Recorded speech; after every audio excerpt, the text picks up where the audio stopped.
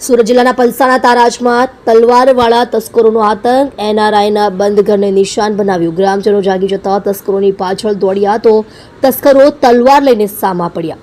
સુરત જિલ્લાના પલસાણા તાલુકાના તારાજ ગામે આવેલા મદ્રેસા ફળિયામાં 2 દિવસ અગાઉ રાત્રિના સમયે મોટરસાયકલ પર તલવાર લઈને આવેલા તસ્કરોએ એનઆરઆઈના બંધ ઘરને નિશાનો બનાવી ચોરી કરતા હતા। ત્યારે આજુબાજુના રહીશો જાગી જતા તસ્કરોને પકડવા દોડ્યા હતા। ત્યારે તસ્કરો ખુલ્લી તલવાર લઈને ગ્રામજનો પાછળ દોડતા ગ્રામજનો ભાગી છૂટ્યા હતા।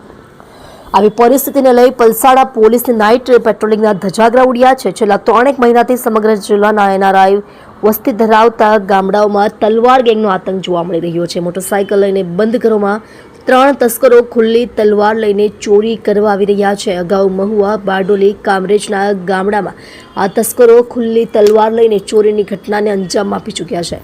અનેક જગ્યાએ સીસીટીવી કેમેરામાં કેદ થયા છે। હવે આ ટોળકી 2 દિવસ અગાઉ પલસાણા તાલુકાના તારાજ ગામે મદ્રેસા ફળિયામાં ઘૂસી હતી।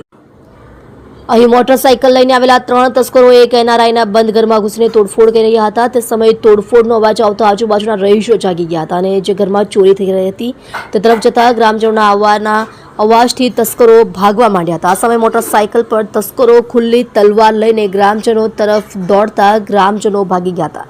આ પ્રકારે ખુલ્લેઆમ ફરતા તસ્કરોથી ગામમાં ભયનો માહોલ જોવા મળી રહ્યો છે। જોકે આ ઘટનામાં બંધ ઘર એનઆરઆઈનું હોવાથી તસ્કરો કેટલો હાથ ફેરો કરી ગયા તે અંગે કોઈ માહિતી મળી નથી, પરંતુ છેલ્લા 3 મહિનાથી પોલીસને પડકાર ફેંકતી આ ગેંગથી લોકોમાં ભયનો માહોલ જોવા મળી રહ્યો છે।